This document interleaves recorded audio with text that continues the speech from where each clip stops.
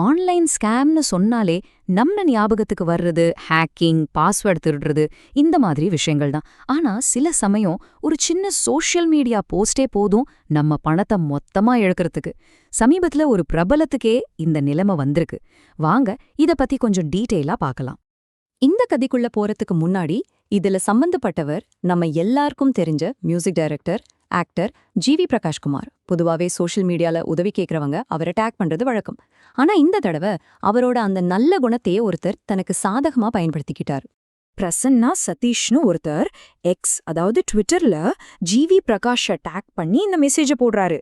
யோசிச்சு பாருங்க, இத படிச்சா யாருக்கு தான் மனசு கஷ்டமா இருக்காது?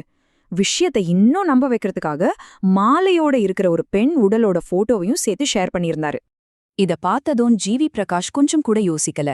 உடனே அந்த ஜிபே நம்பருக்கு இந்த பணத்தை அனுப்பிட்டு அந்த ஸ்கிரீன்ஷாட்டையும் ஷேர் பண்றாரு. ஆனா இங்கேதான் ஒரு பெரிய ட்விஸ்டே இருக்கு.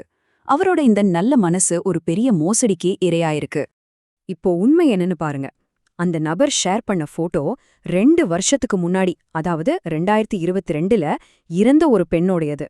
கொடுமையான விஷயம் என்னன்னா, இதே போட்டோவை வச்சு இதே மாதிரி ஒரு கதையை சொல்லி அவர் சாதாரண மக்கள்கிட்டயும் நிறைய பணம் பறிச்சிருக்காரு.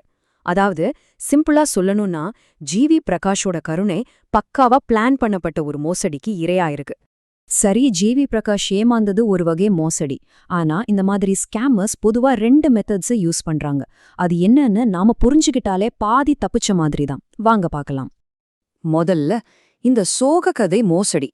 பேருக்கேத்த மாதிரி நம்மளோட இரக்க குணத்தை தூண்டி நம்ம யோசிக்கிறதுக்குள்ள பணத்தை வாங்குறது தான் இவங்களோட டெக்னிக்.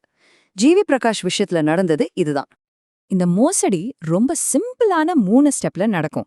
ஸ்டெப் 1, சோஷியல் மீடியாவில் யாரெல்லாம் ரொம்ப இரக்கப்படுவாங்களோ அவங்கள டார்கெட் பண்ணுவாங்க. ஸ்டெப் 2, மரணம், உடம்பு சரியில்லைன்னு சொல்லி மனசை உருக்குற மாதிரி ஒரு கதையை ரெடி பண்ணுவாங்க. ஸ்டெப் 3, நேரடியா பணம் கேட்டு நம்மள ரொம்ப அவசரப்படுத்துவாங்க.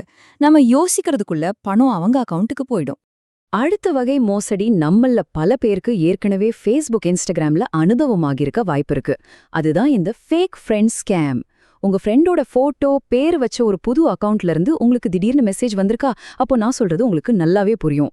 இதுல என்ன நடக்கும்னா, உங்க நண்பரோட பேரு, போட்டோவா அப்படியே காப்பி பண்ணி ஒரு ஃபேக் அக்கவுண்ட்டை உருவாக்குவாங்க. அப்புறம் உங்களுக்கு ஃப்ரெண்ட் ரிக்வெஸ்ட் அனுப்புவாங்க. நீங்க அக்செப்ட் பண்ணதும், மச்சி ஒரு அவசரண்டா, கொஞ்சம் பணம் வேணும்னு மெசேஜ் வரும். அட, நம்ம ஃப்ரெண்டு தானே கேட்கறான்னு நாமளும் யோசிக்காம அனுப்பிடுவோம். நம்மளோட இந்த நம்பிக்கையை தான் அவங்க ஆயுதமா பயன்படுத்துறாங்க. ஓகே, இப்போ இந்த 2 மோசடியையும் எப்படி அடையாளம் கண்டுபிடிக்கிறது? சில வார்னிங் சைன்ஸ், அதாவது எச்சரிக்கை அறிகுறிகள் இருக்கு. இத மட்டும் நீங்க மனசுல வச்சுக்கிட்டீங்கன்னா ஏமாறாம தப்பிக்கிறது ரொம்ப ஈஸி. இந்த அறிகுறிகளை நல்ல கவனிங்க. 1, எப்போ ரொம்ப அவசரப்படுத்துவாங்க, உடனே பணம் அனுப்புங்கன்னு நச்சரிப்பாங்க. 2வது, நீங்க ஏதாவது கேள்வி கேட்டீங்கன்னா அதுக்கு பதில் சொல்லாம எமோஷனலா பேசி டாபிக்க மாத்திருவாங்க. 3வது, அவங்க அக்கவுண்ட் ரொம்ப புதுசா இருக்கும், ஃப்ரெண்ட்ஸோ போஸ்டோ ரொம்ப கம்மியா இருக்கும். கடைசியா ரொம்ப முக்கியமான அறிகுறி, சரி நான் உங்களுக்கு ஃபோன் பண்றேன்னு சொன்னா ஏதாவது சாக்கு சொல்லி பேசவே மாட்டாங்க. ஏன்னா பேசினா மாட்டிக்குவோன்னு அவங்களுக்கு நல்லாவே தெரியும். அப்போ நம்மள நாம பாதுகாத்துக்க என்னதான் வழி? இந்த எமோஷனல் ட்ராப்ல சிக்காம இருக்க நாம சில விஷயங்களை கண்டிப்பா ஃபாலோ பண்ணணும். அது என்னன்னு இப்ப பார்க்கலாம் வாங்க. First and most important rule, எக்காரணத்து கொண்டு எமோஷனல் ஆகி உடனே பணம் அனுப்பவே அனுப்பாதீங்க. 2வது, என்ன நடந்ததுன்னு பொறுமையா சில கேள்விகள் கேட்டு விவரங்களை தெரிஞ்சுக்கோங்க. 3வது, உங்களுக்கு தெரிஞ்சவங்க பேர்ல மெசேஜ் வந்தா அவங்க நம்பருக்கு உடனே ஃபோன் பண்ணி நேரா மெசேஜ் பண்ணியான்னு ஒரு வார்த்தை கேட்டு கன்ஃபார்ம் பண்ணுங்க. சரி பார்க்காம ₹1 கூட அனுப்பக்கூடாது. பாத்தீங்கன்னா இப்போ சோஷியல் மீடியாவே இந்த மாதிரி ஸ்கேமர்ஸோட ஒரு பிளே கிரவுண்ட் மாதிரி ஆயிடுச்சு. உதவி பண்றது தப்பே இல்ல, ஆனா நம்மளோட நல்ல எண்ணம் ஏமாத்துறவங்களுக்கு ஒரு ஆயுதமா மாறிடக்கூடாது. அதனால முன்னபோதையும் விட நாம ரொம்ப ஜாகிரதையா இருக்க வேண்டியது அவசியம். சோ கடைசியா நான் உங்ககிட்ட ஒரு கேள்வி கேட்கறேன். இந்த விஷயங்களை எல்லாம் தெரிஞ்சுக்கிட்டதுக்கு அப்புறம் இனிமே சோஷியல் மீடியால யாராவது உங்ககிட்ட பண உதவி கேட்டா உங்க அணுகுமுறை எப்படி இருக்க போகுது? யோசிச்சு பாருங்க.